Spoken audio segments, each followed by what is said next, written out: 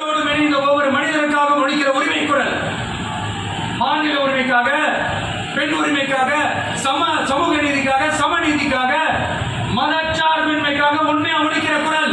அதனால் இந்த குரலுக்கு எதிராக இன்னும் இன்னும் எத்தனை குரல்கள் வந்தாலும் ஓங்கி ஒழிக்குமே தவிர ஒரு நாளும் ஓயவே ஓயாது. எஸ் அம்மா, it is an சாம்பார் பாட்டிட்ட கொடுக்கல. an unstoppable force.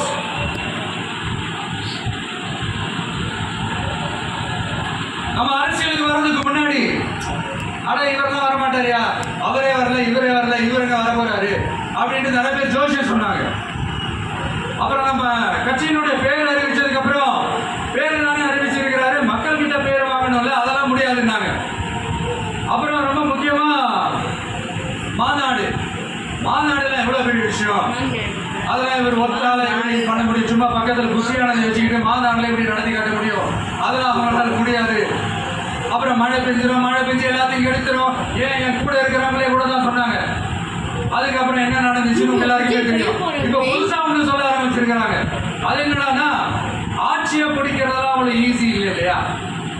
இப்ப அதெல்லாம் விட்டாங்க, இப்ப இங்க வந்துட்டாங்க. இவர் நேரம் ஷூட்டிங்ல இருந்து வருவாரா, வந்து ஆட்சியை பிடிப்பாராம். அது எப்படி இவராலே முடியும், அவராலே முடியல, அவருக்கு அத்தனை வருஷம் ஆச்சு, இவராலே எப்படி முடியும் ஒரு பக்கம். இன்னொரு பக்கம் கூட்டம்லாம் ஓகே தான், அது எப்படி ஓட்டா மாறும் அப்படின்றது இன்னொரு பக்கம். இப்படி கதை, திரைக்கதை, வசனம், இயக்கம், பாடல்கள்,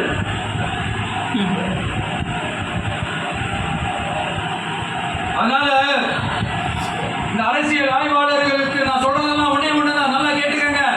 இந்த விஜய் ஏதோ இந்த பல லட்சம் பேர் கூட்டத்தில் மட்டுமே இருக்கிறாரு அப்படின்னு மட்டும் தப்பு கணக்கு போட்டாதீங்க. ஏன்னா கோடிக்கணக்கானவங்களோட ஹார்ட்லயும் வீட்லயும் ஏற்கனவே ஆல்ரெடி உயிரா உணர்வா உறவா இருக்கிறோம். நம்மளுடைய கணக்கெல்லாம் வெறும் மக்களோட மட்டும்தான். நாம யாரு நம்மளுக்கு தெரியும், அவங்க யாருன்னு நமக்கு தெரியும். நாமளும் நம்ம மக்களும் எப்படி இருக்கிறோம்னு எதிரிகளுக்கு நல்லாவே தெரியும். இருந்தாலும் இந்த விஜய் எதுக்குப்பா வந்திருக்கிறாரு, இவர் என்ன புதுசா என்ன திட்டலாம் சொல்றாரு அப்படின்னு நிறைய கேள்விகள் இந்த சொல்றேன், தெரிஞ்சுக்கோங்க. பெண் குழந்தைகள், பெண்கள் மற்றும் வயசானவங்களோட பாதுகாப்புல தான் நம்ம பிரையாரிட்டியே. அடுத்து இளைஞர்கள், உழவர்கள், உழைப்பாளர்கள், நெசவாளர்கள், மீனவர்கள், ஆதரவற்ற முதியோர்கள், மாற்றுத்திறனாளிகள், மூன்றாம் பாலினத்தவர்கள், இன்னும் இங்க யாருக்கெல்லாம் கவர்மெண்டோட ஒரு ஸ்பெஷல் அட்டென்ஷன் தேவையோ அவங்க எல்லாருக்குமான ஒரு கவர்மெண்ட் அமைக்கிறது தான் நம்ம இலக்கு. நான் ஏற்கனவே சொன்னதை தான் நான் திரும்பவும் சொல்றேன். நம்மளுடைய இந்த தமிழக வெற்றி கழகம் ஏதோ அரசியல் ஆதாயத்துக்காக தொடங்கப்பட்ட கட்சியெல்லாம் கிடையாதுங்க. கொள்கை கோட்பாடுகளோடு தந்தை பெரியார், பெருந்தலைவர் காமராஜர், அண்ணல் அம்பேத்கர், வீரமங்க வேலுநாச்சியார், மக்கள் சேவகர் அஞ்சலையம்மாள்,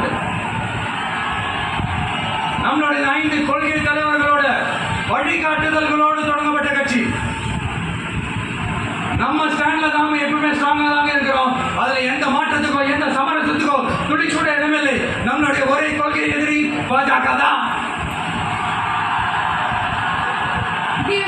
நம்மளுடைய ஒரே அரசியல் எதிரி திமுக தான். எப்படி நம்மளுடைய ஒரே கொள்கை எதிரி,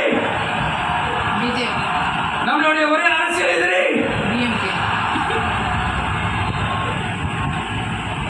ஏதோ அண்டர் கிரவுண்ட் ஆதாயத்துக்காக டீல் போட்டுக்கிட்டு, டீல் பேசிக்கிட்டு, இந்த அலையன்ஸ் வச்சுக்கிட்டு இந்த ஊரை ஏமாத்துற கட்சியெல்லாம் நம்ம டிவிக்கே கிடையாதுங்க. யாருக்காகவும் எதுக்காகவும் எந்த பயமும் கிடையாது. மாபெரும் பெண்கள் சக்தி நம்மளோட இருக்கிறாங்க, மாபெரும் இளைஞர்கள் சக்தி நம்மளோட இருக்கிறாங்க, ஒட்டுமொத்த தமிழ்நாட்டு மக்களுடைய சக்தி நம்மளோட நிற்கிறாங்க. அப்படி இருக்கும்போது இந்தியாவில் இருக்கிற எல்லா ஸ்டேட்லயும் வாழ்ற நம்ம தமிழ் தெரிஞ்சுகள் மட்டும் இல்ல, உலகம் பூரா 100க்கும் மேலான நாடுகள்ல வாழ்ற நம்ம தாய் தமிழ் உறவுகள் எல்லாருமே என்ன விஜய் தளபதி விஜய் இல்லைன்னா விஜய் தளபதி இப்படி சொந்தம் கொண்டாடுற கோடிக்கணக்கானவங்களோட அன்பு மாசியம் நம்மளோட இருக்கும் போது, இவங்க எல்லாருமே நம்மளோட நிற்கும் போது எதுக்குங்க இந்த பாசிச பாஜகவோட நேரடி கூட்டணியோ இல்ல மறைமுக கூட்டணியோ உறவு வச்சுக்க? நாம என்ன உலகமாக ஊழல் கட்சி என்ன?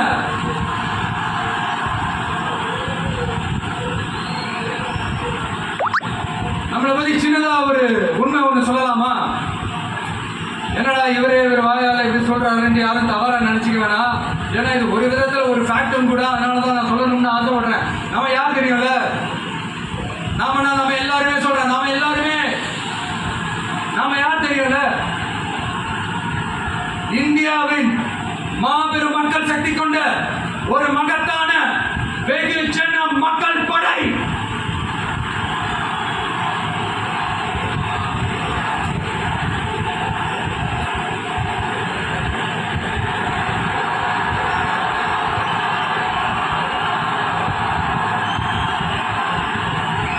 அதனால நம்ம தலைமையில நாம் அமைக்க போற இந்த உண்மையான மக்களாட்சிக்கான அச்சாரமாக மாபெரும் மக்கள் சக்தியை அணியணியாக நம்மளோட திரண்டு நிற்கிறப்போ இந்த அடிமை கூட்டணியில சேர வேண்டிய அவசியம் நமக்கு இருக்குங்க. நம்மளுடைய இந்த கூட்டணி சுயமிழந்த கூட்டணியாதான் இருக்காது, சுய மரியாதை கூட்டணியாக தான் இருக்கும். இந்த ஒரு பக்கம் RSS கிட்ட அடிபடிச்சுக்கிட்டு, இன்னொரு பக்கம் மதச்சார்பற்ற கூட்டணின்னு இந்த மக்களை ஏமாத்துற கூட்டணியால நம்ம கூட்டணி இருக்காது.